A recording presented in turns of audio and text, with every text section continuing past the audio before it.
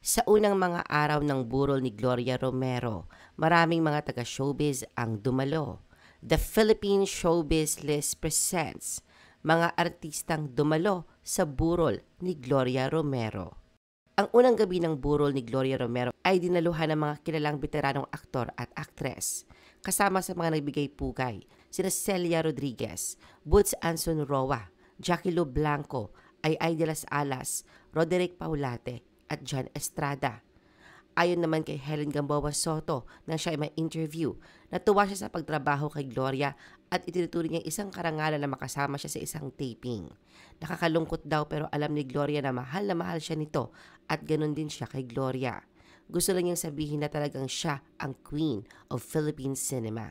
Isa sa mga malalapit na kaibigan ni Tita Glo sa industriya ay ang premyadong aktor na si Tirso Cruz III na labis na nalungkot sa pagkawala ng veteranang aktres. Sinabi ni Tirso na malaki ang nawala sa industriya dahil kay Gloria. Bagamat ito isang linya na madalas gamitin, totoo na namimiss siya ng showbiz. Malaki ang nawala hindi lang sa kanya at sa asawa niya kundi sa buong industriya.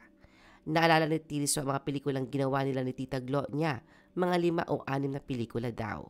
Pero anya, ang memory niya kay Gloria ay hindi sa pelikula, kundi ang mas mahalaga sa kanya ang pagkakataong makilala niya ito bilang tao. Talagang espesyal si Gloria. May kakaibang paraan siya sa lahat ng bagay, kung paano ito maglakad, kung paano magsalita kahit mabagal, ayon kay Tirso. Dagdag pa niya, kahit artista ka, talagang masa-starstruck ka kapag nakita mo si Gloria. Ang megastar na si Sharon Cuneta ay nanatili pa ring gulat nang malaman ang tungkol sa pagpanaw ni Gloria Romero. Nakatrabaho ni Sharon si Gloria sa maraming pelikula at sa mga guesting nito sa palibhasa at lalaki. At ibinahagi ng megastar ang mga koneksyon na mayroon sila. Malinaw pa rin sa kanyang isipan ang huling pagkakataon na nakita niya si Gloria. Anya, ang huling beses na nakita niya si Gloria ay matagal na yon.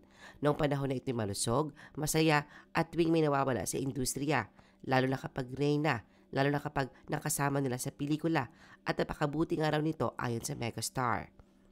Si Sherepay Picache naman ay nabigay pugay din kay Tita Glo tulad ng tawag sa kanya ng mga katrabaho sa showbiz. Bilang isang batang aktres o isang taong mahilig sa pelikula, pinapanood niya raw talaga sila. Yung mga black and white, pinapanood niya lahat. Kung may 2 aktres na talagang hinahangaan at iniidolo ni Sherepay, ito ay sina Lolita Rodriguez at Gloria Romero. Tinuturing ni Cherry Pie bilang isang mahalagang alaala ang pagkakataong makatrabaho ang Tita Glo niya sa pelikulang Tanging Yaman. Ilan pa sa mga personalidad sa showbiz tulad din na Joey Reyes, Ami Perez, Liza Lorena at Leo Martinez ay dumating din sa burol. Dumating din sina Vilma Santos Recto kasama si Tirso Cruz III. Bago ang misa, binigyan ng pagkakataon si Vilma, pati na rin ng ibang mga celebrity na magsalita at magbahagi ng kanilang mga alaala at mensahe ng pagmamahal para kay Gloria. Give na yun na mabuti siyang tao, ani Vilma. Maalala nila na si Gloria bilang reyna ng mundo ng pelikula, pero mas maraming humahanga sa kanya bilang isang mabuting tao. Dagdag pa ni Vilma, siya ang perfect na halimbawa ng tamang asal at magandang ugali, mabuting moral values hanggang sa huling sandali. Si Tita Glo ang nagpakita ng ganyan, pati kung paano maging magalang, kung paano magpakita ng maganda, kung paano kumilos ng maayos. Nakatrabaho ni Vilma si Gloria sa maraming pelikula. Sa katunayan, si Vilma sa edad na 9 na taon ay nagkaroon na ng pagkakataong makatrabaho si Gloria sa kanyang pangalawang pelikula, ang Anak ang Iyong Ina. Naunang nagbigay pugay si Barbie Fortesa sa kanyang Lola Glo sa isang post sa X. Isa rin siya sa mga celebrities na nakita sa burol ni Gloria. Ayon sa video na ipinost sa Facebook page ng GMA Integrated News, nakunan si Barbie ng kapuso showbiz reporter si Aubrey Carampel nang dumalaw ito sa Arlington Memorial Chapel sa Quezon City. Nakatrabaho ni Barbie si Gloria sa primetime soap na Meant to Be, kung saan gumanap si Gloria bilang si Lola Madge.